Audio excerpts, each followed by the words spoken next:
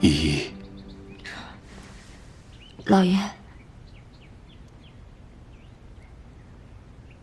开弓没有回头箭，要想回头就不可能了。我知道了。谢谢你。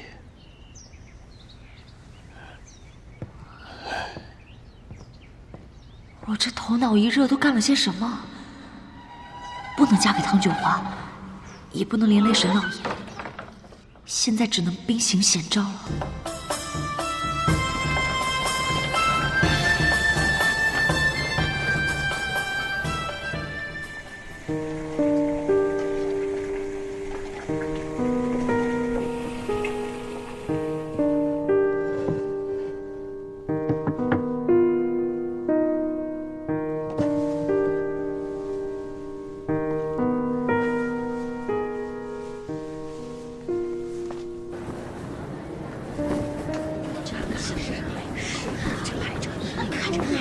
你看这大排场啊，是肯定差不了这个。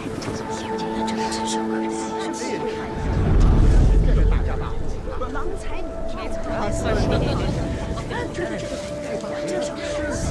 还是红事啊！这总没说这晦气，人家大喜。马队到！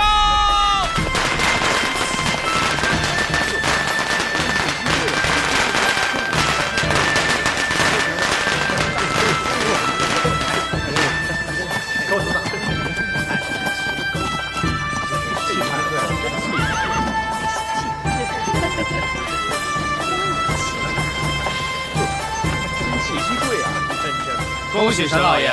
我等奉兵部侍郎唐大人之命，特来迎接沈小姐去长安。小姐到了，这么远呢？是咋那么远？沈小姐出来了，那这小家了可怎么办？以后我不行。父亲，这是女儿为您做的最后一顿饭。无论今后到了哪里，我都是沈家的人。沈老爷，时辰不早了，我们该出发了。嫁到好人家也还行。老爷，依依就此告别，您要保重啊。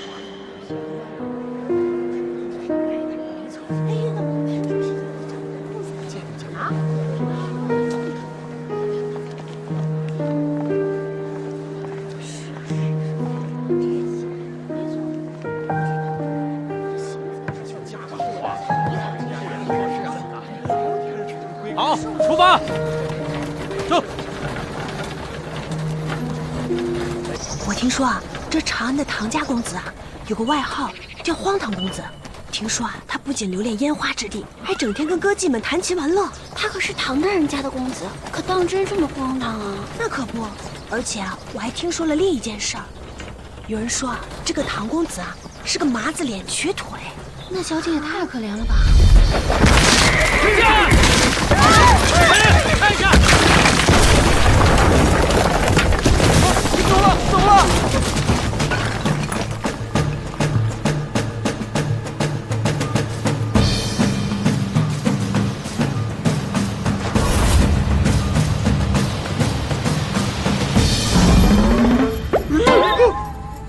扔了干嘛？还不干活？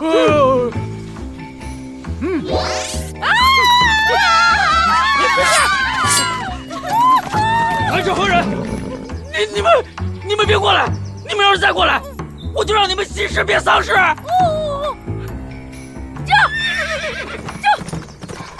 这怎么办啊？不知道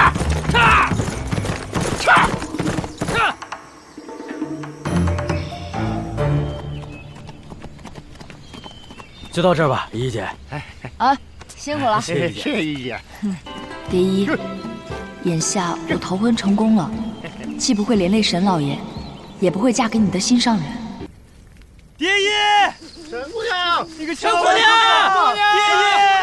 蝶衣，少爷，咱们已经报官了，自然会有官府的人去查。要是被老爷发现你又偷偷跑出来，又要被打了，我们还是回去吧。回去？你让我怎么回去啊？蝶衣现在生死未卜，我怎么回去啊？沈姑娘，蝶衣，沈姑娘，沈姑娘。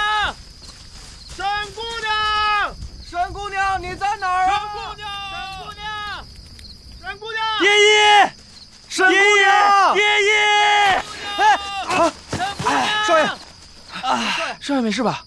别管我，快去找蝶衣。还愣着干嘛？快去啊！沈姑娘，沈姑娘，沈姑娘，你在哪儿？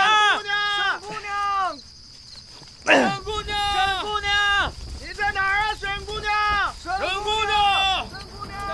沈姑娘，沈姑娘，沈姑娘，你在哪儿啊？沈姑娘，沈姑娘，你在哪儿啊？沈姑娘，沈姑娘，快这边！沈姑娘，沈姑娘，姑娘，沈姑娘，这边跟我走！姑娘，沈姑娘，沈姑娘，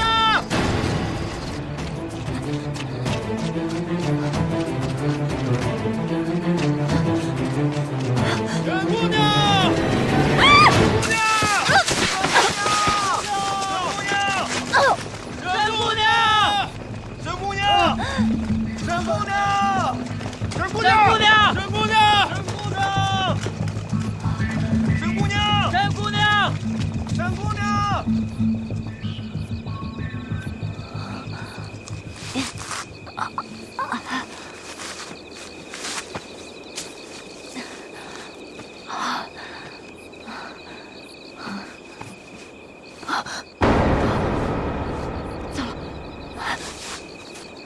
去哪儿了？明明在这儿啊！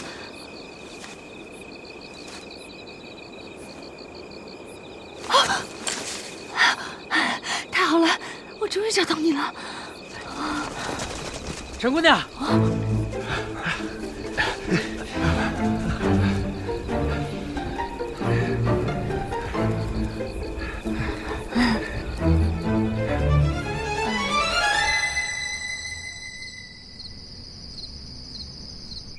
完了！哎，这次是不嫁也得嫁呀！哎呀，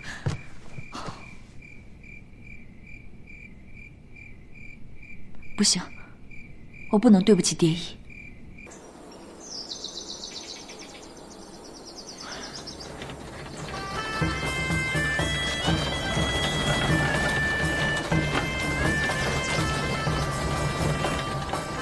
来了。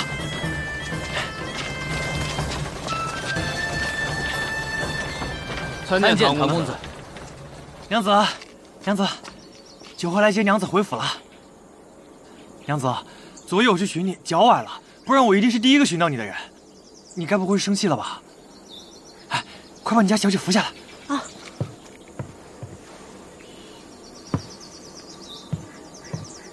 慢点，娘子。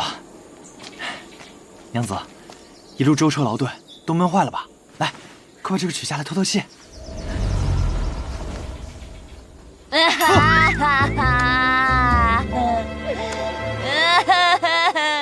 娘子，你干嘛把自己画成这样？谁是你娘？要找娘回家去找。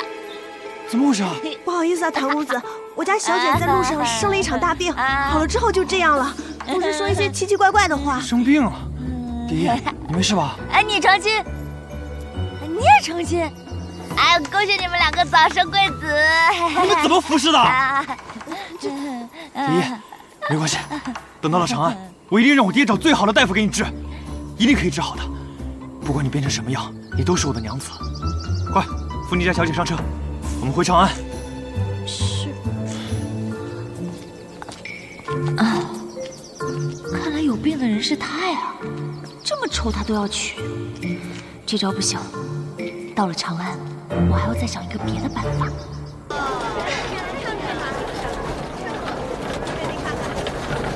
咱们这个新姑爷能把这个马车看穿似的。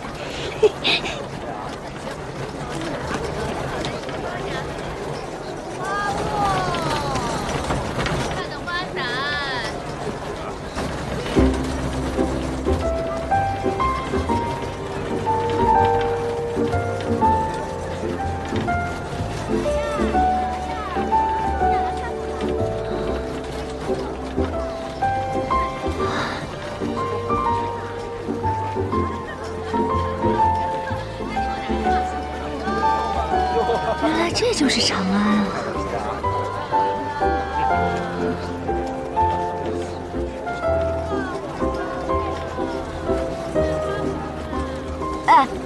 这就是长安啊！唐公子。啊，对，这便是长安了。再过一会儿就到我们家了。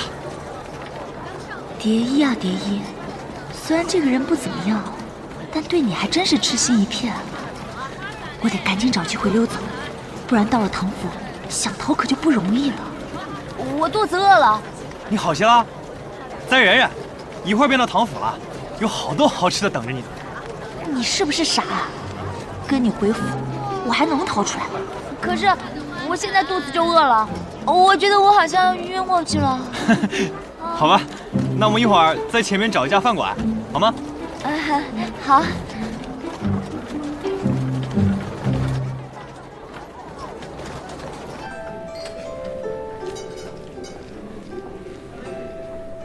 蝶衣，这长安的饭菜可还合你的胃口啊？还行，就有2道菜不对。啊？姑娘，可别乱说。我们这可是长安100年的酒楼，那厨子以前可是在皇宫里当过御厨的。御厨？今天呢，就让本姑娘好好教教你们。这道米鱼寒肚应该是武皇6月盛夏时节，去除内脏，入瓮密封，月半有余才能拿出来食用。鱼身上结满了油，鱼肉又鲜又臭。而你们这个，一看就是时间没到就拿出来食用了。还有，我就奇了怪了，吃米鱼寒肚的时节哪里来的螃蟹啊？你们只知道螃蟹用活蟹和冷糖腌制，你们都不分公的母的吗？螃蟹只能用母蟹腌制，还御厨，都不怕人笑话的吗？你欺人太甚！蝶衣，你懂得可真多。那当然，你也不看看我是谁？我呢，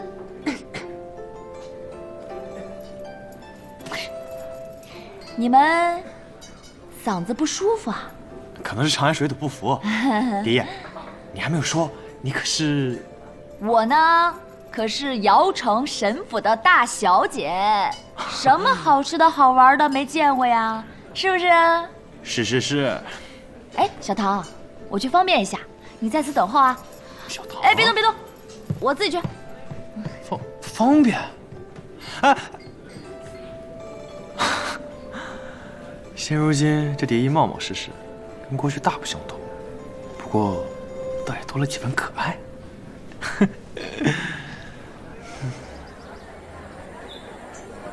陪你看看，这么大一个人，怎么就不见了呢？蝶衣会不会遭遇什么意外了？你们2个快带人去找，一定要给我找回来！是，走。你们2个怎么回事啊？自家小姐都看不好，还愣着干嘛？快去找啊！是。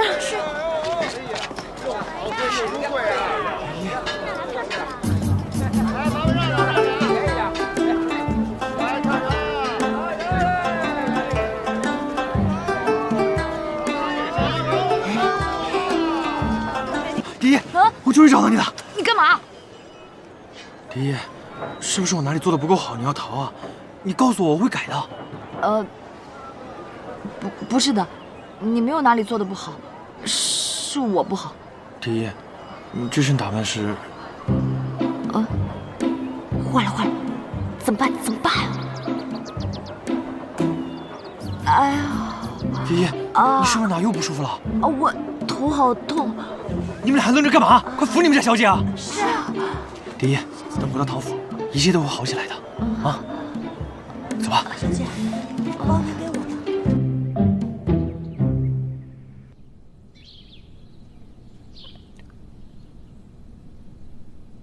你的未婚妻怎么变成这样了？爹，这蝶衣平时不是这样的，过来的路上生了场大病，就这样了。生病了？那现在病好了吗？应该是没好，我也说不上来。荒唐！你平时懒散也就罢了，现在关系到你未来的妻子，好了就是好了，没好就是没好。什么叫应该是？哎呀，爹，这蝶衣过来一路上舟车劳顿，状态是有些欠佳，这调理几日便好了嘛。行了，你们俩快带蝶衣去梳洗一下，换身衣服。是。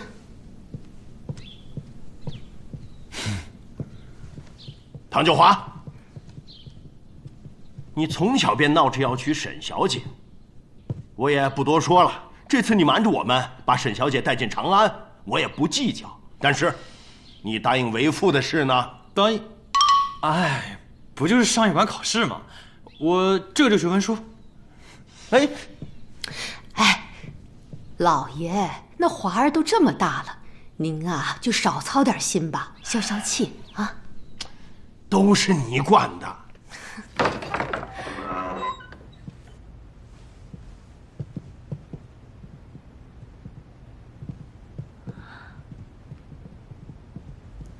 沈姑娘来了。蝶衣，你们都先下去吧。是。蝶衣，你看，喜欢吗？这些都是我给你准备的好东西。这些你花了几文钱？几文钱？几文钱怎么可能买到这些上好的东西啊？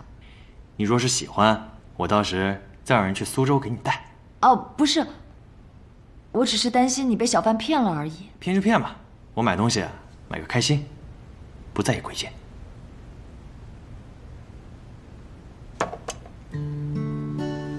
那在不在意真假？真假？蝶衣，莫非这东西是假的？不是，我是说我。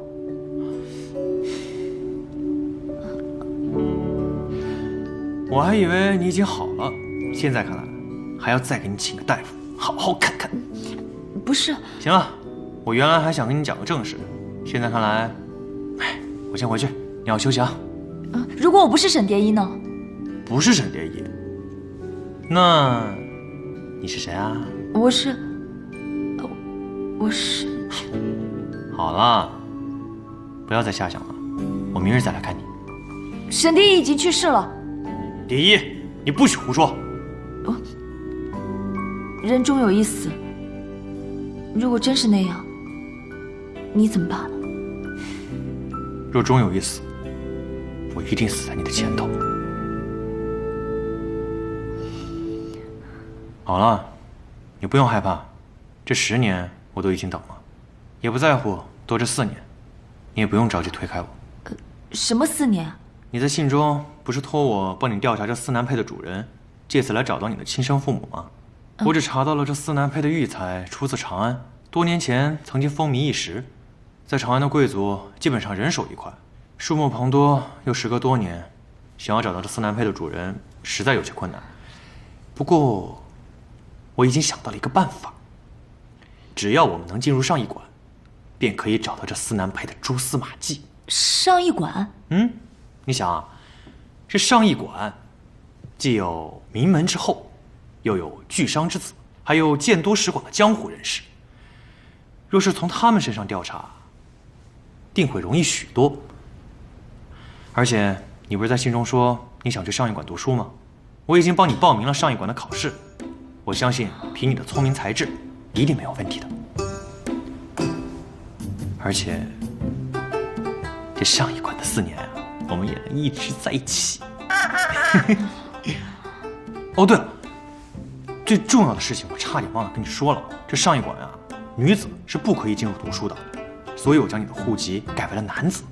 到时你要女扮男装，千万不能被人发现，若是被人发现，那可是要掉脑袋的欺君之罪。什么？女扮男装？不行，那我不去了。不去也罢，我们还是早早成亲吧。成亲？哦，不，唐公子，刚才我没有想明白，现在我仔细考虑了一下，我还是应该去上驿馆。好吧，那这件事情就这么定了。行，那我去准备考试的材料。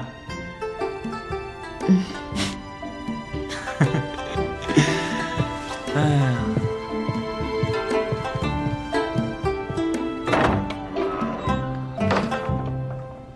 考试？如果说他考上了，但是我落榜了，这个亲自然就成不了了。到时候我再帮蝶衣查明身世。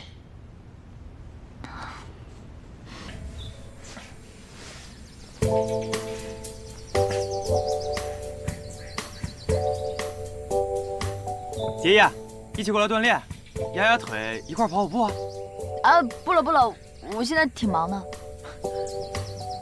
好吧。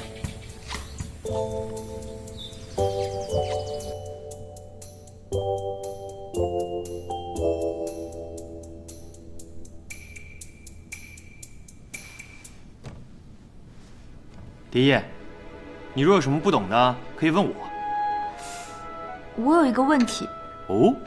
你说中午吃这个排骨呢，还是吃红烧肉啊？蝶叶，我真的很困惑。排骨吧。哎，我也是这么觉得。不过吃之前要先把春秋背完。好像吃鱼也可以，也可以。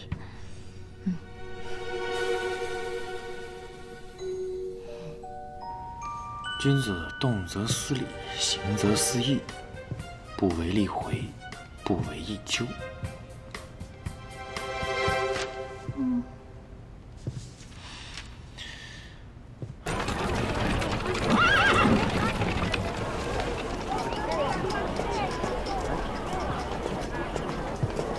哇！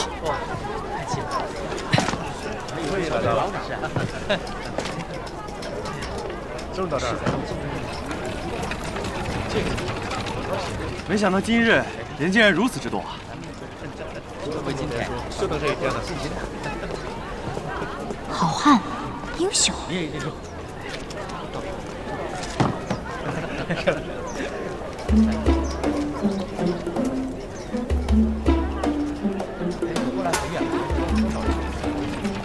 爷，你怎么了？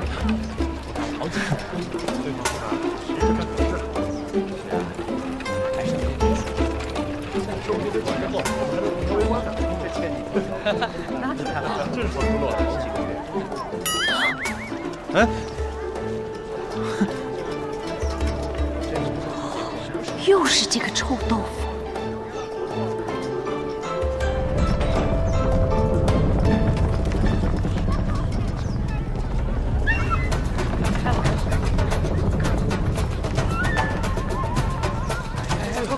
快，开门了！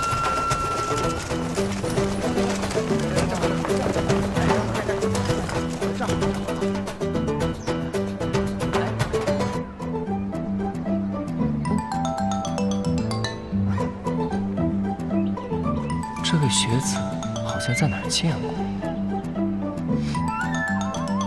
是你？兄台，你些许是认错人了。我长相比较俗气，被说过像很多人。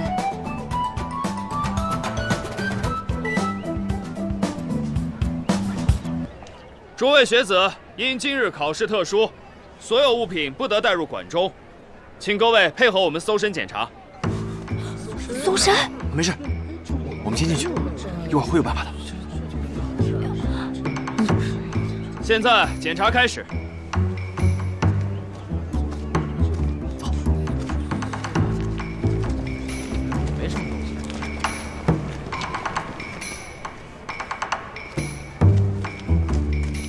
姓名：诸葛亮进。白太高。姓名：叶不问。手抬起来。这是什么呀？胎记。出去。走。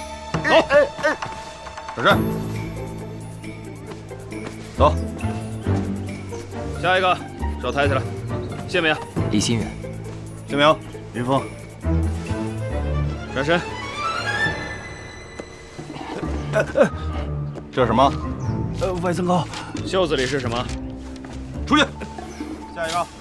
还有吗？姓名：李毅。还有吗？姓名：张振邦。给你吧。你姓名？还有吗？没了，没了，真没了。进去吧。转身。下一个。姓名：杨子安。景大龙。来，转身。唐九华。唐九华。好了，进去吧。下一个。姓名：沈蝶衣。哎，你别碰我！沈学子，我们也是例行公事，还请你配合我们检查。哎，这位兄台，既然沈公子他不愿意，不如由我代为搜查可好？不行，上医馆有规定，所有参加考试的学子都必须由我们2人来检查。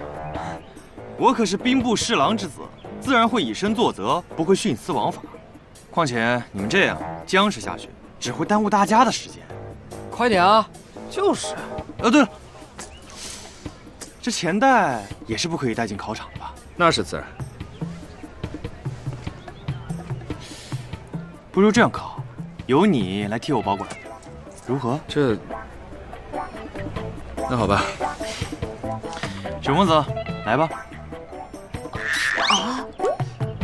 抬起手来。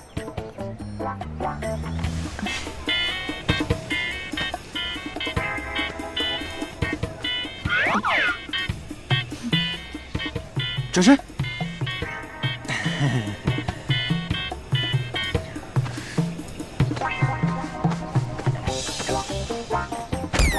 差不多了，况且这小身板也藏不了什么东西。那好吧，你们进去吧。沈公子，请。下一个，这是什么？啊，平安符。走。姓名：王招财、王金宝。转身。姓名：独孤暮雪。下一个，姓名：手打开。高正莲。转身。下一个，这个给我。李明正。下一个，放手。姓名：放手啊！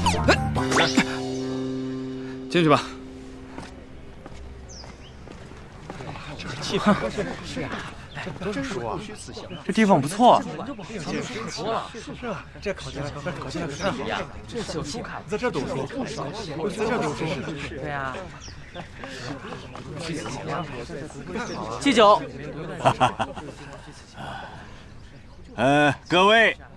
各位，请大家安静。上一馆今日开设入学考试，就是为了挑选文武双全、六艺兼备的优秀学子，以为我大禹储备栋梁之才。才高八斗固然是好，可若只是个文弱书生，又岂能为国家效力啊？故上一馆不同于国子监、科举，不像以往的入学考试，今日第一项为武考。武考。今日武考为远程竞跑，起点设在上一馆训练场，途经长安街、皇宫外长廊、宫门，再返回到上一馆终点。其中在宫门外设有驿站，在驿站处设有盖章点。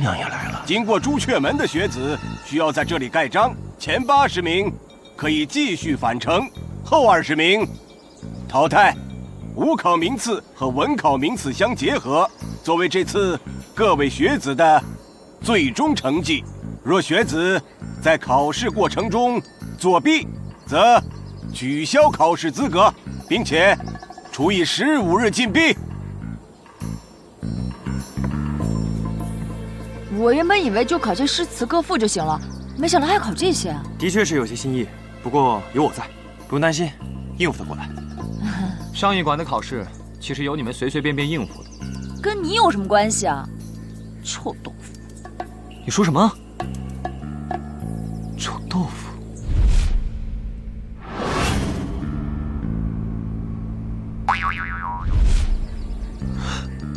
原来是你！是我？怎么了？你抓我啊！陛下，一切都已准备妥当，是否可以开始了？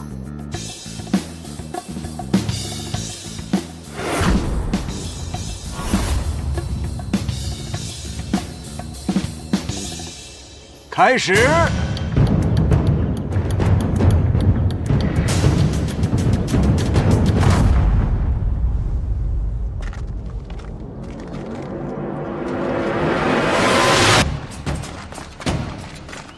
爷爷，有信心吗？没有。啊？你别推我！让开！跑啊，哥哥！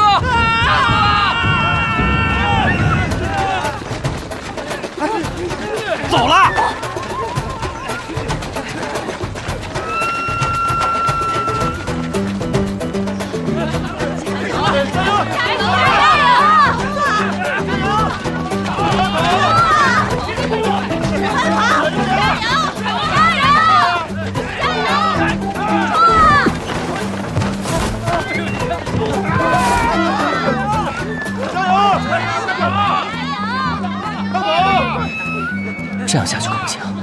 我得想个战略。我不行，我不行，我可以的，跑不动了，我跑不动了。第一，你怎么还喝掉水了？我们排名已经很靠后了。九华，可我好渴啊！我看到水我就走不动了。那你快些喝啊！好。第一，你倒是快点喝呀，来不及了。哥哥，你看，就他这样还想进入上艺馆跟咱们一块儿读书？就你这个小身板，还是回家学绣花吧。你说谁呢？我说你啊，小白脸，小白脸。你来看我行不行？比一下，来。哎，第一，等等我呀！哎呀，追他！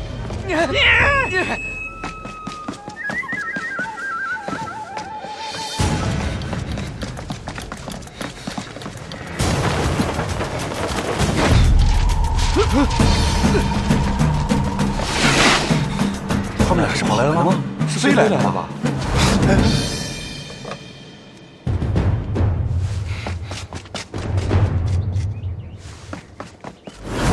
上艺馆到朱雀门的路程为5里，来回10里。如果在去程跑不够快，将体力爆发，那么就很可能提前将体力耗尽，反成体力不支而被淘汰。只要我们在去程保持在80名以内，那么将体力留在回程，再发力加速，应该可以顺利进入60名。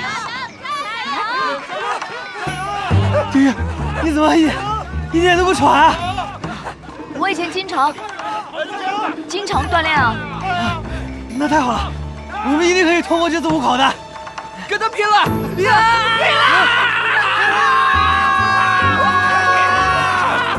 坏了，刚才与那2个笨蛋较劲，忘了我不能通过5考。爷爷，你怎么了？哎呦，九华，我脚抽筋了。那怎么办啊？你先去，别等我考试了，你去朱雀门等我。那我在朱雀门门口等你啊！我走啊！啊！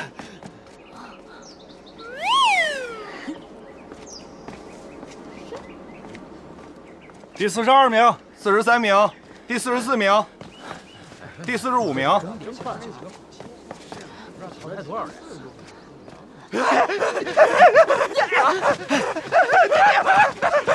快给我盖上！第72名、第73名，终于赶上了。第74名、74，第75名、第76名、第77名、第78名。爷爷。来不及了，走，来不及了，快点！九华，别！第79名，赶上了，我兄弟，我干了！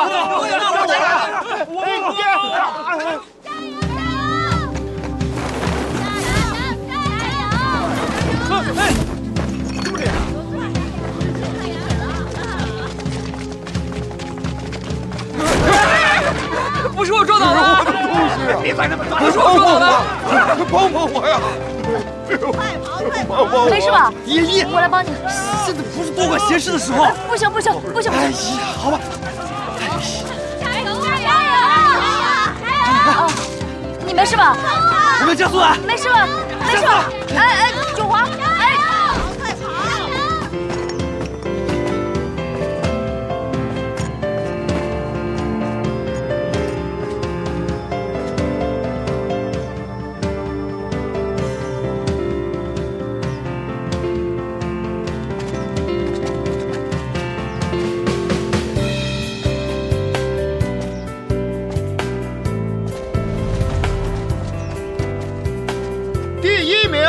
独孤暮雪，第2名杨子安。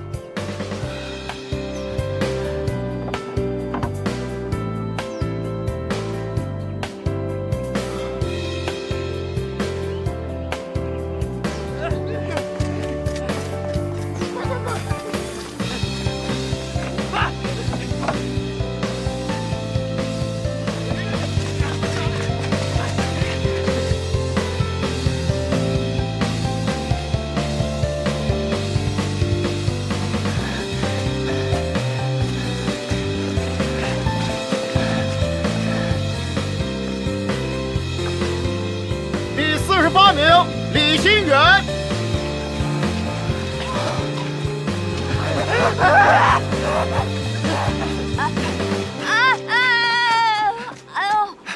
又怎么了？我肚子好痛啊！吗？都总，怎么会呢？是不是刚才喝那个水不干净？我都让你少喝点了。太甜了嘛！还说甜。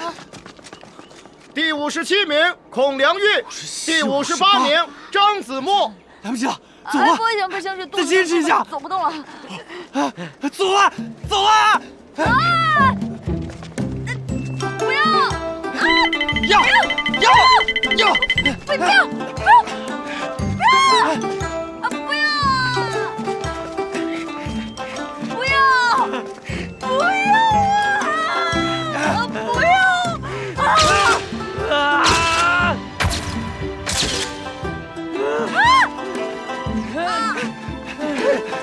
第59名袁顾洽，60唐九华，61沈蝶衣。啊，61。为什么？就差1名，就1名。蝶衣，为什么？为什么？太遗憾了，九华，怎么会这样？老天爷，再给我一次机会，我好可怜呀！就是你。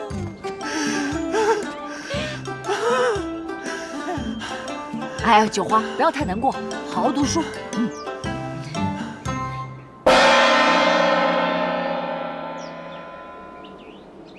5考结束，请诸位学子列队。怎么办啊？请各位学子将手伸出，查验印章。淘汰，通过，淘汰，通过，通过，淘汰，淘汰，通过，淘汰，通过。印章怎么淘汰啊？淘汰，淘汰，通过，通过，淘汰，通过，淘汰，通过。这淘汰，为什么淘汰啊？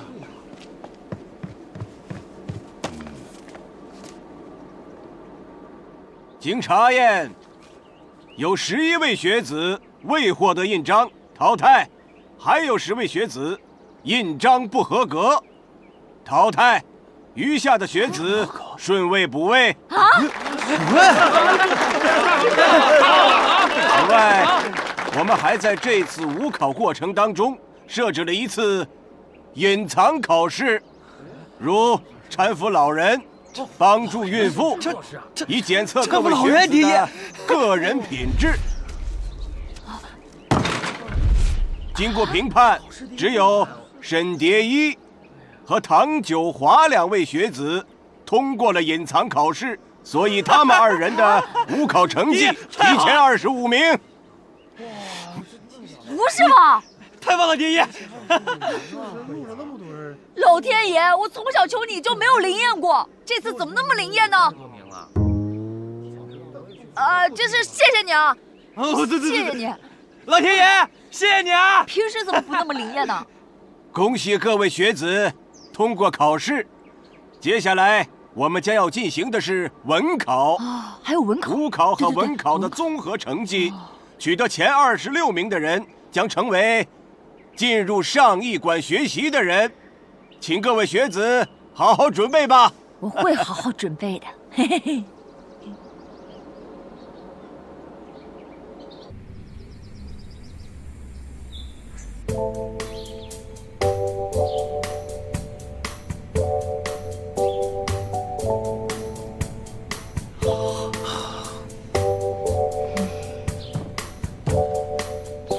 今日的测论题怎么还不颁布啊？对呀，这都等多久了？就是。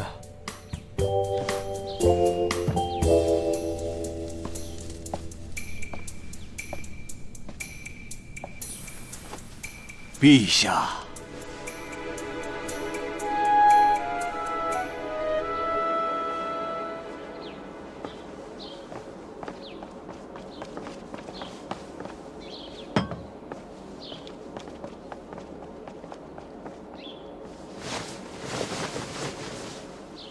祭酒，这就是今日的考试题目。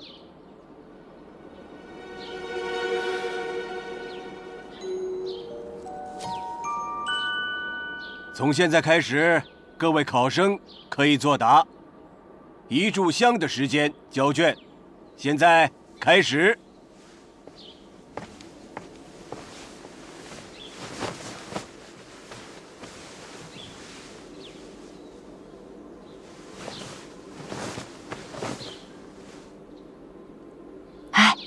唐九华，是不是今日写完就能走了？好像是的。何时放榜啊？最早也要3日后吧。啊，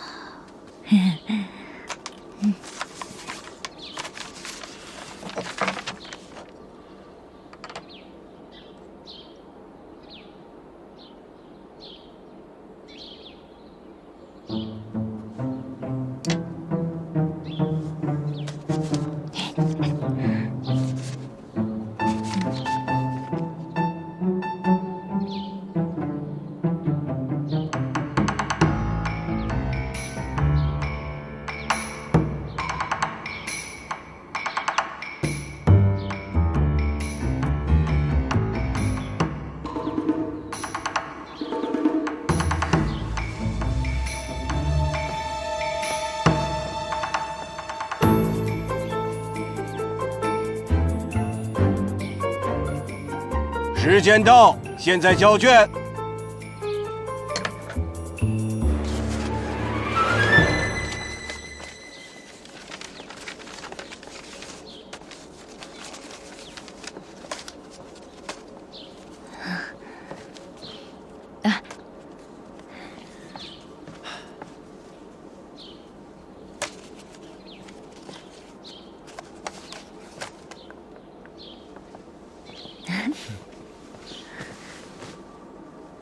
各位考生，请留步，稍后片刻，今日的考试即刻发榜。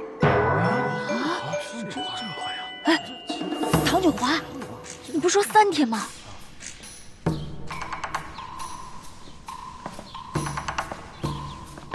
我猜的。你猜的？你说那么肯定？这也不重要啊。蝶衣，你怎么了？我就想找个洞，没事。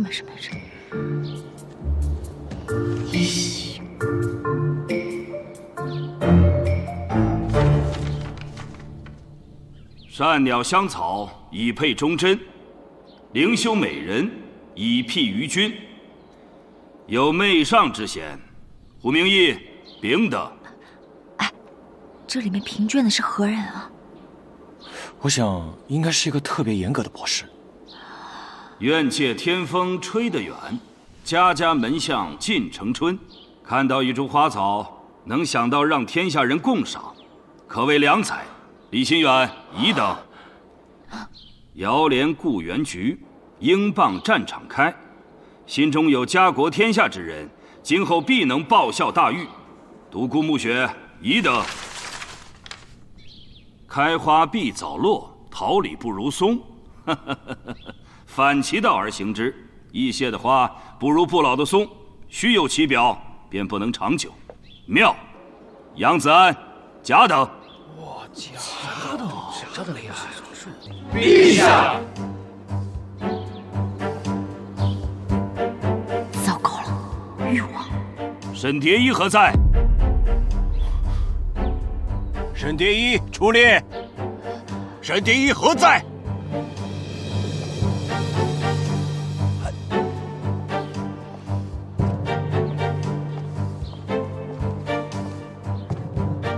学生沈蝶衣拜见陛下。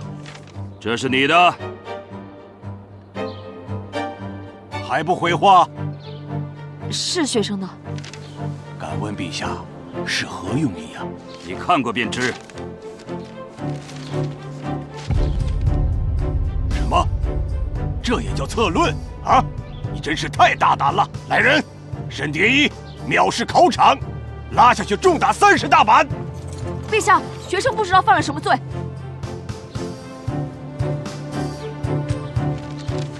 哼！你这画的是什么？回陛下，学生画的是麦子。麦子。祭酒只说考试题目是这花草，没说只能写字，不能作画。强辩，还不快点拉下去！陛下不公！你可知你在说什么？朕哪里不公？你都说不出，今天便是死罪。学生的想法与杨学子一样，他得了甲等，学生却要被打，自然觉得不公。往下说。杨学子说：“开花必早落，桃李不如松。”他是觉得易谢的花朵不如不老的松柏，但学生认为，再美丽的花朵都比不上一株可以食用的麦子。学生不懂花，但学生知道，对于百姓来说，兰花有多么金贵，梅花有多么坚贞，菊花有多么傲骨，他们并不在意，他们在意的只是每一餐能吃饱，每一季能丰收。所以在世人眼中，再美的花草，在学生眼里，也比不上一株能做面、能磨粉、能酿酒的小麦。而且陛下今日带了花草来考场，作为考试的策论题，还给了杨学子的策论甲等，定是想警示我们这些学子们。你以为朕想警示什么？我们应当想民所想，念民所念，不做漂亮事，而做实在的事。学生今日的想法虽然与杨学子一样，但今日的举动触怒了陛下，理当受罚。学生愿意被逐出考场，取消考试资格。学生斗胆，还请陛下饶了30大板。好，好你个沈蝶衣！哈哈哈哈哈哈！上一馆文士头名，非沈蝶衣莫属。除了沈蝶衣，还有几名学子的策论也甚得朕心，都是璞玉，待上一馆好好栽培一番之后，皆可成为熠熠发光之美玉。多谢陛下！多谢陛下！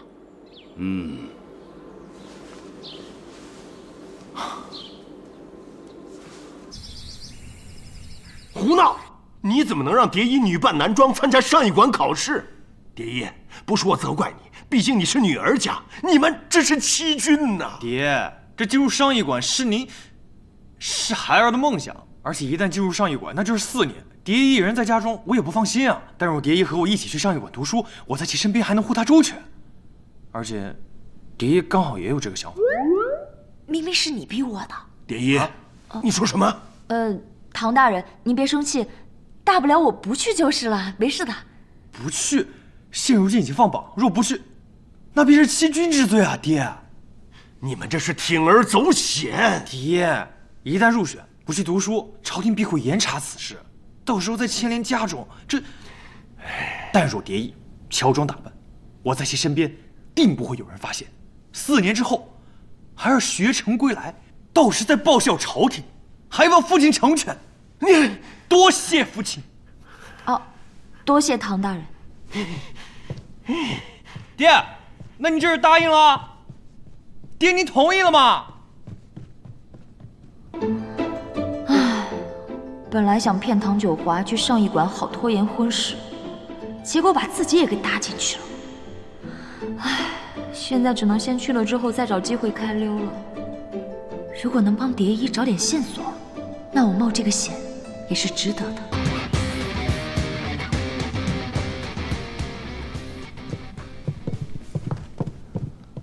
哇，这么多书，要看到什么时候去啊？上一馆的图书可是号称大狱藏书最多之处，就这一些的数量，也只不过是个零头。零头都是些经史子集，也不知有无其他书籍。独孤学子，上一馆藏书可远不止于这些，每个架子上都有索引，各类书籍都是有的，连这类的志怪异闻也是有的。这些可都是古书啊！就摆在这儿让人随意的翻阅，这样拿出去卖的话，得卖多少钱啊？古书的价值，岂是能用金钱衡量的？杨学子，蝶衣的意思是这些书很珍贵，而且蝶衣拿到上一馆文考的头名，相信他一定看过很多书。巧舌如簧，非真君子也。古书的价值固然珍贵，但对于贫穷的老百姓来说，自然还是吃饱和穿暖更重要一些。当然了，像杨学子这种只会从自己角度看问题，从来不考虑他人的人，当然会觉得只有自己是真君子，而其他人都是小人。也是，杨学子毕竟是吃穿不愁的公子哥，自然是只会考虑精神层面，也从来不从物质方面出发，当然会满口都是空话和大道理。你，各位学子，宿舍分配出来了。第一，我们去看一下。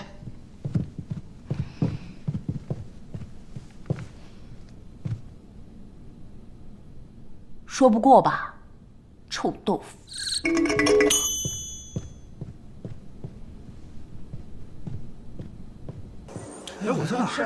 这宿舍是2人一间啊！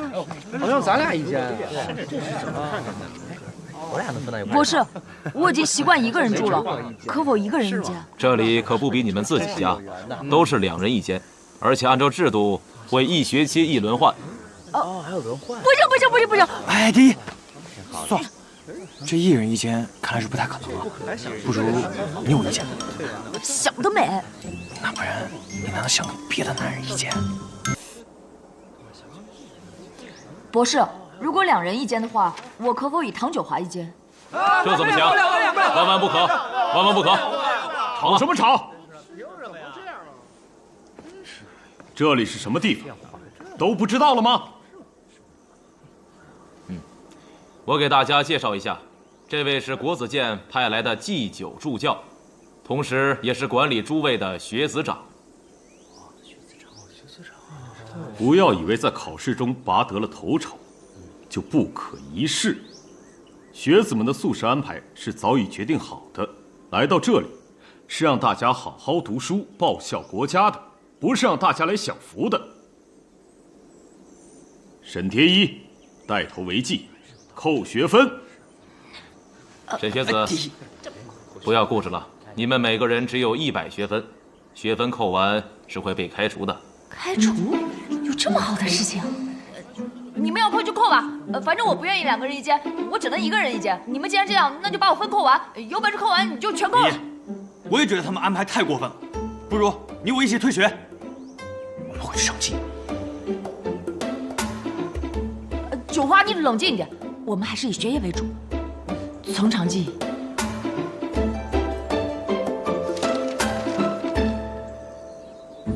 沈蝶衣和杨子安是同一间吧？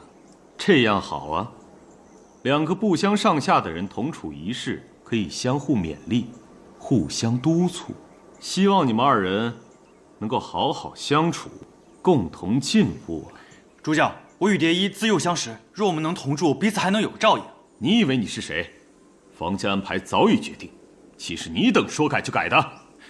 主教，难道你也想被扣学分吗？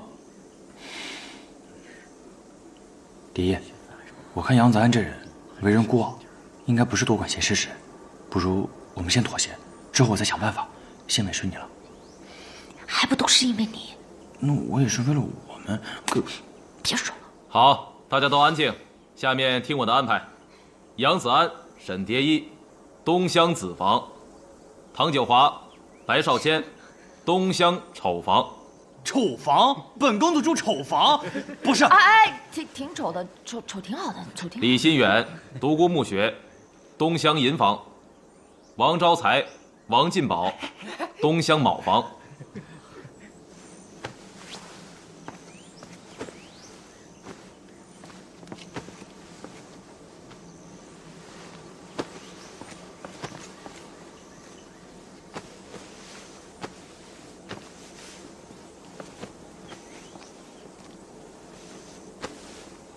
各位学子今日可以参观学馆，和新同学互相认识认识。明日咱们正式开课，大家领完被褥和衣物，便可自行活动了。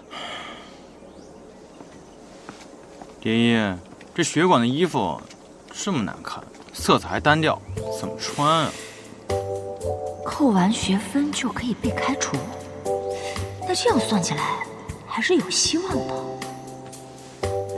走吧。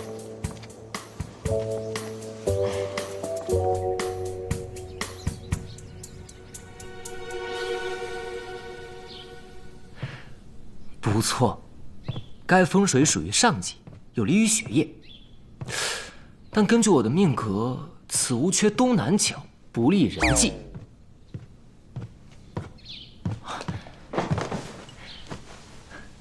独孤学子，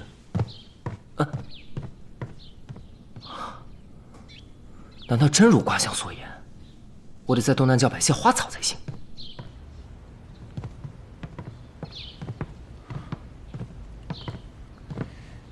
丑，蝶叶，我到了，你有事跟我说。嗯。哎呀，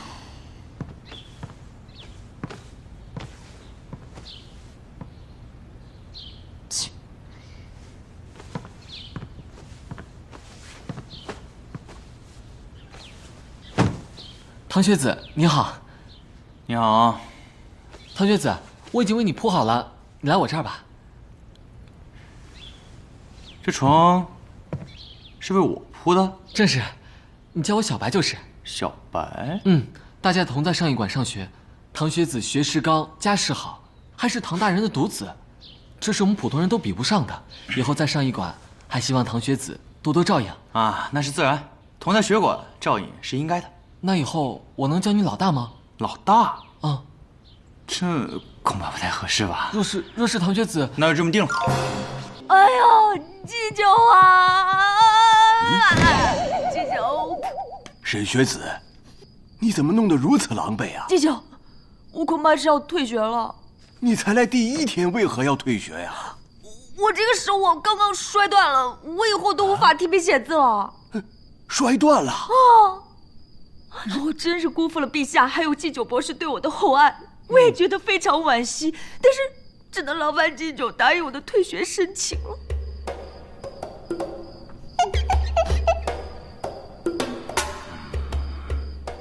既然摔断了，那得赶紧看看啊！来呀，快请学馆的义工来，来，给沈学子检查检查。不用了，就不麻烦别人了。我命苦，我就没有在上一馆待的福气。季九，我认了，你就答应我吧。那怎么能行啊？啊，你可是陛下亲封的上一馆的头名啊！出了这么大的事儿，要是让陛下知道了，肯定会责怪我的。你呀，先在这儿休息，不要多想啊。义工马上就来了。来，我先扶你起来。不用！季九，你看，被你这一扶好了，真是神奇啊！季九，我还能拍手呢，季九。我又能上学了，真是开心呢。我回去庆祝了，多谢季九，多谢。我告辞了，告辞。雕虫小技。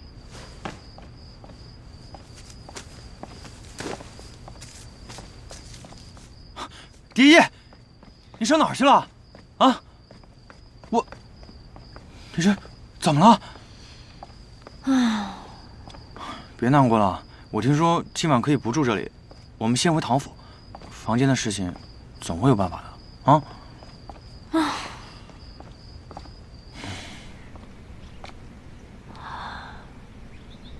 唉，蝶衣，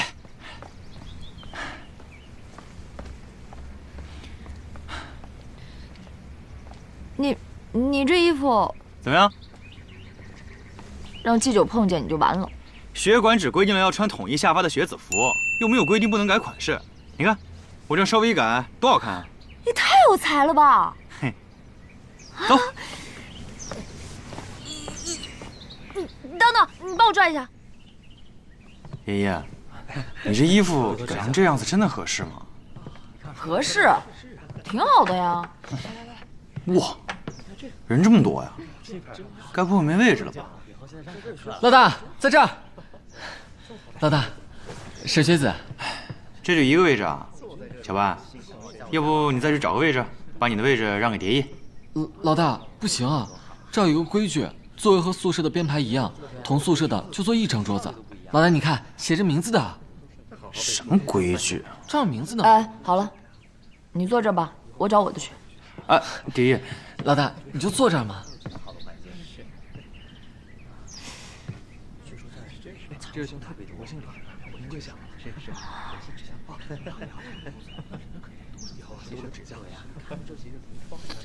是。哎，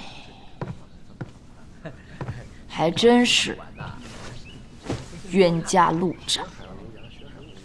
哎，各位，你们都知道今天教我们这节课的博士是什么人吗？能是谁呀？不就是个教书的吗？哎，他可曾是国子监最厉害的吴博士，从来不苟言笑，被国子监的学子称为黑面神。哎呀，好日子算是到头了。那我的扣分计划又可以实施了。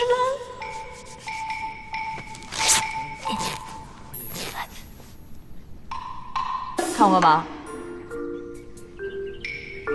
衣冠不整，要你管？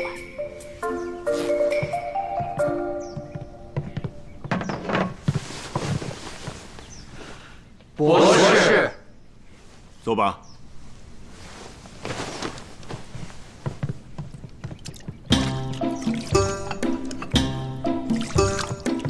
今天是你们进入上一馆的第一堂课。这堂课，我们不讲《论语》《孟子》，也不讲历法算学。我只需要你们用这个勺子喝到碗里的水。喝水？这太简单了吧？就是啊，博士，开学第一天叫我们喝水，什么意思呀？大家不要以为喝水简单，这喝水是有要求的，身体的任何部位不能碰到碗，只能用勺子舀水喝，而手则必须握住勺柄的最末端，不能移动。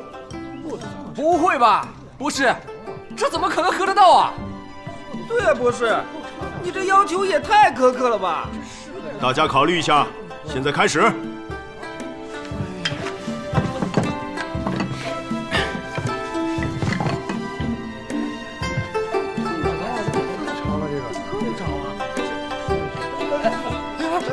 这根本够不着啊！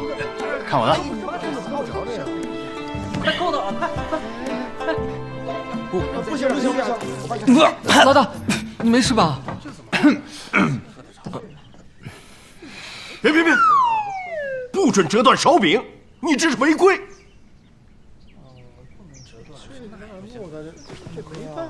本堂课下课之前喝到水的同学加50分。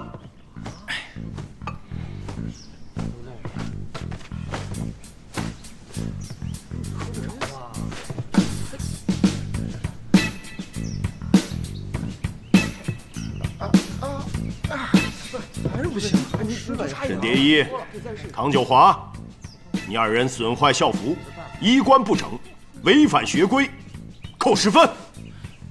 不是，这校规上面也没有明文规定啊，这不公平。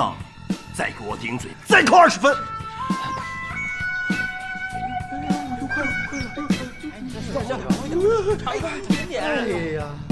你们还有时间看别人吗？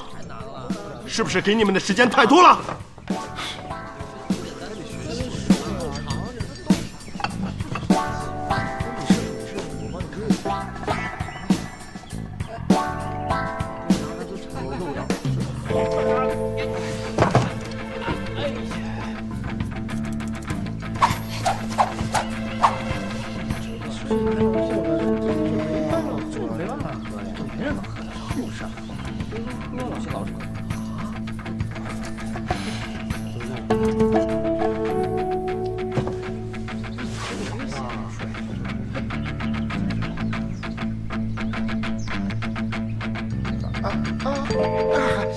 还是不行，你就差一点，我跟你说了，再试试。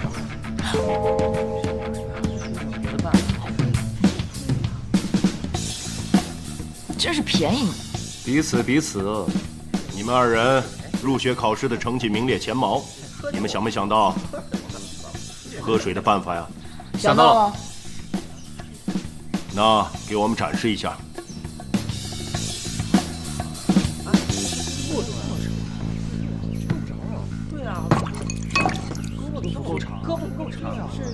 哎，对呀，要求里没说不能喂别人喝水啊。老大，这么简单的办法，这么聪明的你总没想到这么简单的办法不符合我的风格呀，我不屑于。喝不喝？手都酸了。虽然你们二人想到了破解之法，但我说过，这喝到水才算过关。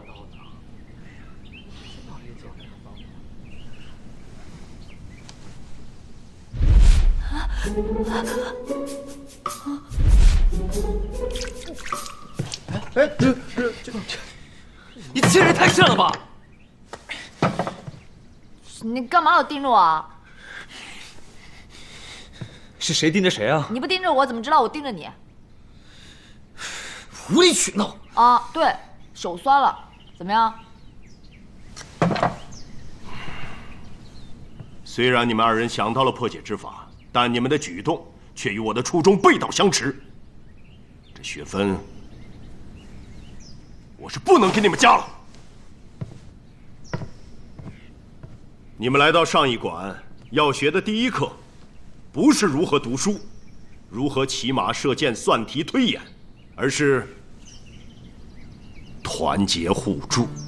你们来自大域不同的地方，你们门第不同，生活习性也不同，而未来的4年，你们却要同吃穿、同学艺、共克难关。以后，你们甚至要一起共御外敌。你们将是朝堂的同僚，战场的战友。你们要一起为苍生谋福，为君主尽忠。